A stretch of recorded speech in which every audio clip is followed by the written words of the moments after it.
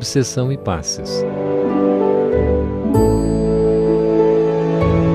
Neste capítulo, abordaremos a questão da obsessão, desde suas noções mais elementares, suas causas, e também estudaremos sobre os passes, sua classificação, procedimentos, e estudaremos ainda sobre a água fluidificada ou água magnetizada.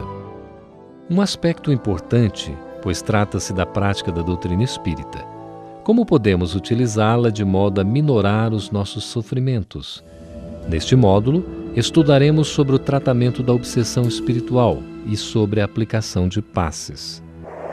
Noções elementares.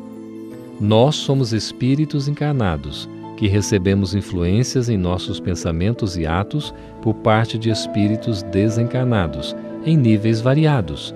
A influência, quando negativa, é chamada de obsessão e pode ser classificada em 3 níveis.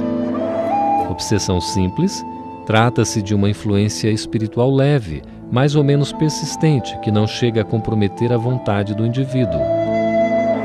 A fascinação, quando o espírito obsessor conquista a confiança do indivíduo, enganando-o a tal ponto que ele passa a considerar comunicações e revelações absurdas como se fossem verdades sublimes. E a subjugação.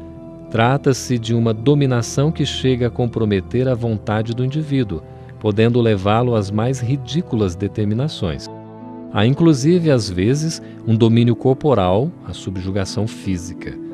Este tipo de obsessão ficou conhecido em algumas religiões com o nome de possessão. A obsessão é uma das chagas da humanidade, e quase toda ela é vítima, pois é passiva da influência dos espíritos de toda ordem, incluindo os perturbadores, recebendo esta interferência negativa por uma questão de afinidade mental. Veremos que a obsessão é uma espécie de doença de ordem psíquica e espiritual, que consiste numa interferência perniciosa nas atividades de uma pessoa pela ação de um espírito. Vejamos o que diz a questão 468 de O Livro dos Espíritos. Renunciam às suas tentativas os espíritos cuja influência a vontade do homem repele? E a resposta é muito clara. Que querias que fizessem? Quando nada conseguem, abandonam o campo. Entretanto, ficam à espreita de um momento propício, como o gato que tocaia o rato. Aqui temos uma outra questão muito interessante, formulada por Allan Kardec aos espíritos superiores, que é de 469. Por que meio podemos neutralizar a influência dos maus espíritos? Praticando o bem e pondo em Deus toda a vossa confiança, repelireis a influência dos espíritos inferiores e aniquilareis o império que desejem ter sobre vós. Em outras palavras, o único meio de afastar o mau espírito é atrair a presença dos bons, e para isso, os espíritos nos recomendam a prática do bem. Daí podemos concluir que a nossa proteção espiritual depende de nós mesmos.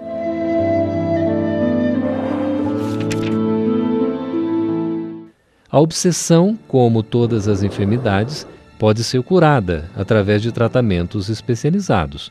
Eis alguns procedimentos terapêuticos que poderíamos relacionar. Conscientização. Conscientizar-nos da possibilidade das influências espirituais e que, com a nossa força de vontade, ajudaremos na cura. Reeducação. Necessidade imediata de melhoria de nossa conduta na vida diária, evitando os vícios, os maus pensamentos e sentimentos. Evangelização. Conhecer melhor os ensinos morais de Jesus, frequentar regularmente a casa espírita, usar o Evangelho como ferramenta de libertação. Diálogo com o obsessor. Trata-se da orientação moral ao espírito obsessor durante as reuniões mediúnicas, esclarecendo-o sobre as verdades imortais e sobre a importância do perdão para libertarem-se e alcançarem mais depressa a sua própria felicidade. Reequilíbrio familiar. Muitas vezes existem problemas familiares consequentes de influências espirituais. Por isso, sempre que possível, a equipe responsável pelo tratamento do enfermo deverá orientar moralmente sua família, que em muitos casos pode estar envolvida direta ou indiretamente na problemática obsessiva. Tratamento médico. Nos casos em que o processo obsessivo apresenta-se com um grave comprometimento psíquico, o paciente deverá receber assistência de um profissional habilitado, que lhe administrará a medicação necessária. Ascendência moral. Para se conseguir bons resultados nas tarefas de desobsessão, é preciso que a equipe de atendimento tenha ascendência, superioridade moral sobre o espírito obsessor. E isso só é possível cultivando-se uma vida moral sadia. É recomendável que as pessoas que se encontram em tratamento de desobsessão frequentem um centro espírita. Nesta lâmina, podemos verificar que a prece funciona como um poderoso auxílio para a cura da obsessão. A prece nos permite entrar em contato com os espíritos superiores e assim afastar os espíritos perturbadores. Mas qual é a causa da obsessão? Podemos relacionar 4 principais causas. Causas morais, que são aquelas provocadas pela má conduta de um indivíduo, a questão dos vícios, como o cigarro, excessos de bebida alcoólica, o cultivo do orgulho, do egoísmo, da maledicência, entre outros vícios, poderão permitir a sintonia com entidades espirituais infelizes. Causas relativas ao passado. Podemos ter cometido faltas graves em prejuízo do próximo, produzindo relações de ódio e de vingança. Casos assim podem dar origem a processos obsessivos tenazes. Contaminações espirituais. Quando frequentamos ambientes onde predomina a influência de espíritos inferiores, como seitas estranhas, lugares promíscuos, etc. Causas anímicas ou autoobsessão.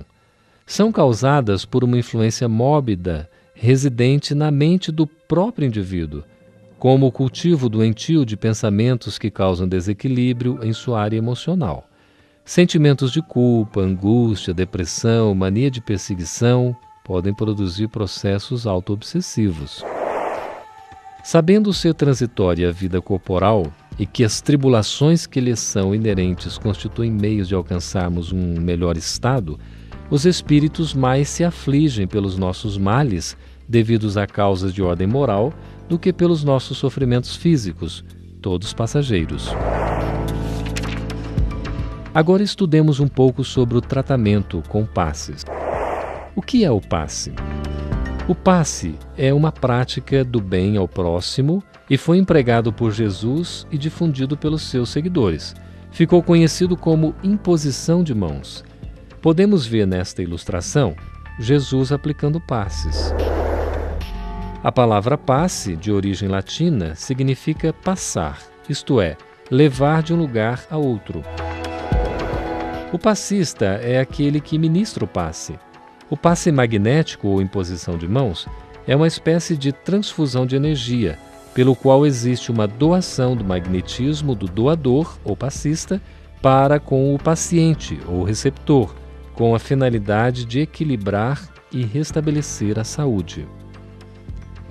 No passe espírita, os bons espíritos unem-se ao passista, nesse momento de oração, multiplicando-lhes a capacidade de serviço. Antes de dedicar-se às pesquisas dos fenômenos mediúnicos que antecederam o surgimento do Espiritismo, Allan Kardec foi estudioso e praticante do magnetismo.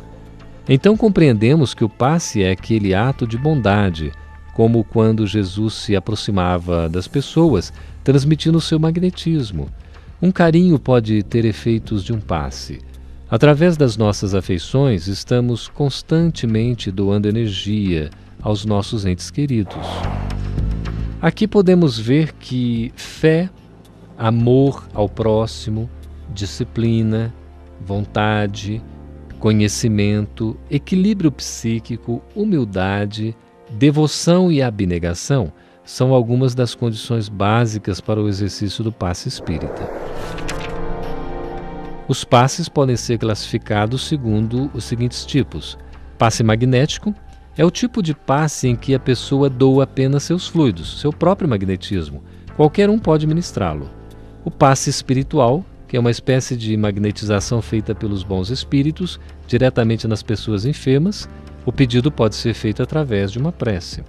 O passe magnético espiritual, ou misto. Os fluidos do passista se misturam com os dos bons espíritos. A combinação amplifica em muito o passe magnético e seus efeitos são bem mais poderosos.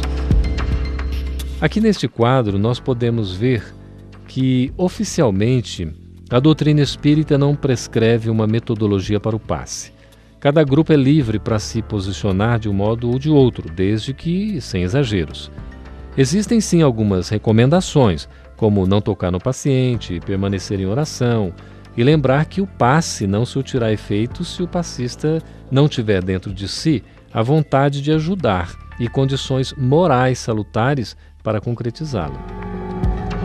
Procedimentos no passe. Como se aplica um passe? A terapia com passes, como recurso natural que é, deve ser praticada com simplicidade, sem dramatizações, nem gestos ritualísticos.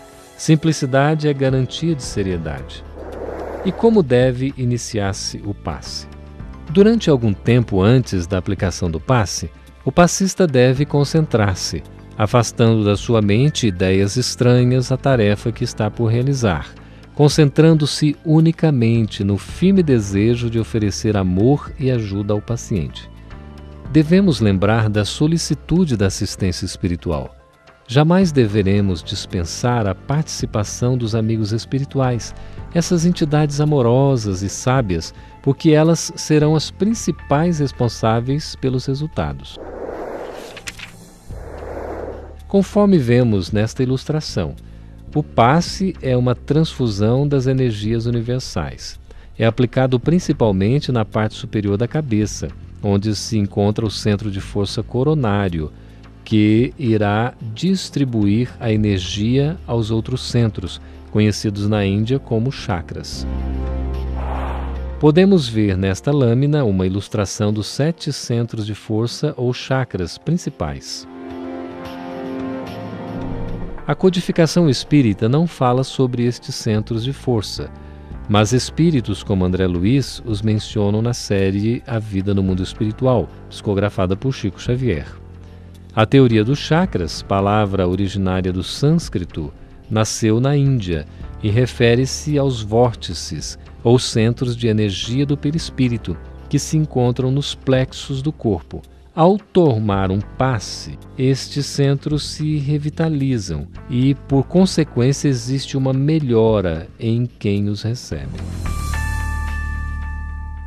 Agora falaremos um pouco sobre a importância da água fluidificada, ou água magnetizada. Aqueles que frequentam casas espíritas devem ter notado que depois do passe, normalmente, é colocado um copo com água à disposição dos participantes.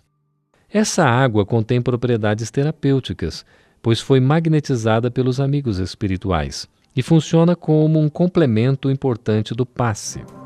A água magnetizada pode ser de grande valor, mesmo quando não se dispõe de passistas. Tem apresentado ótimos resultados nos tratamentos espirituais, motivo pelo qual é aconselhada pelos espíritos superiores. Eles a fluidificam ou magnetizam, permitindo assim que ela possa ser utilizada como uma espécie de medicamento espiritual. A água fluidificada, ao ser ingerida, é assimilada pelo organismo, que absorve as quintessências, são os elementos espirituais que atuarão no perispírito, à semelhança dos remédios homeopáticos. Por fim, podemos ver nestas ilustrações o trabalho experimental do pesquisador japonês Masaru Emoto. Durante 8 anos, ele e sua equipe cristalizaram e fotografaram moléculas de água em várias partes do mundo. As amostras foram extraídas de rios, lagos, da chuva, neve e submetidas às vibrações de pensamentos, sentimentos, palavras, ideias e músicas.